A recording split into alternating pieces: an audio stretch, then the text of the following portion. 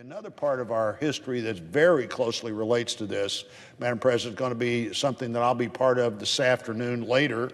We over on the House side, where Congressman David Trone of Maryland and I, along with Senator Durbin and Congressman Clay from St. Louis and Congressman Wagner from St. Louis, we're sending a letter to the Baseball Hall of Fame telling the Baseball Hall of Fame that they need to include Curt Flood in the Baseball Hall of Fame. Now, Curt Flood was a great player, and just on his playing skills alone should be part of the Baseball Hall of Fame.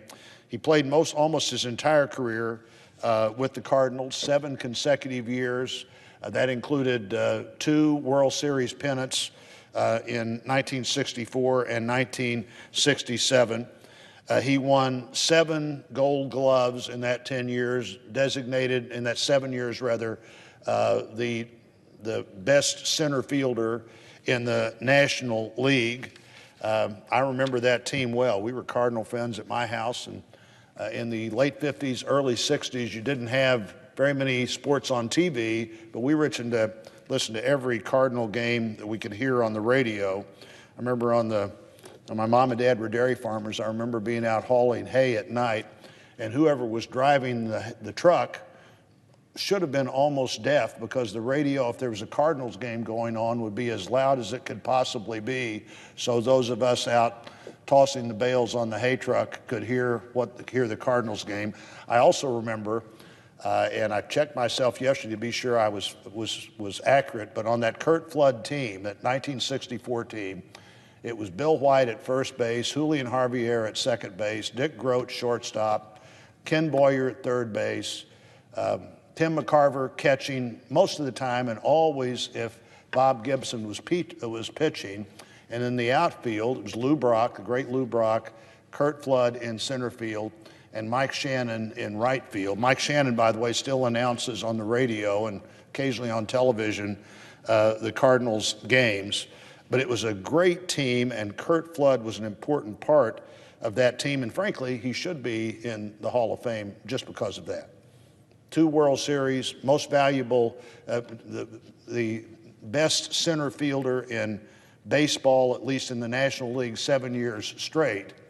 But in late '69, the Cardinals decided they were going to trade Curt Flood to the Phillies. Now, I don't think Curt Flood had anything necessarily against the Phillies, but he didn't want to be traded against his will. And so he wrote a letter to the Commissioner of Baseball, and in that letter he said, after 12 years in the major leagues, I do not feel that I am a piece of property to be bought and sold irrespective of my wishes.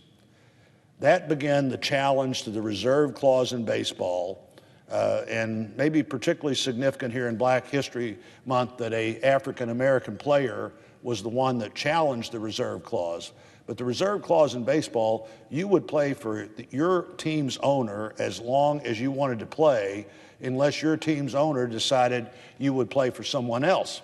And then you'd play for that person as long as they wanted you to play, unless you decided you didn't want to play baseball anymore. So it was Curt Flood who challenged that. He lost a Supreme Court case, a 5-4 loss in the Supreme Court, but it didn't take too many years before not only was the reserve clause reversed, but Curt Flood was recognized in federal legislation. This single-page letter filed as part of the 1970 case, there's a copy of that letter at the Hall of Fame at Cooperstown. If there's a copy of Curt Flood's letter at the Hall of Fame, Curt Flood should be in the Hall of Fame. And I hope those looking back at what's called the golden years of baseball, that look at players who didn't get into the Hall of Fame, will take our advice, look at Curt Flood, look at the difference he has made for players playing the game today, and put him in the Hall of Fame.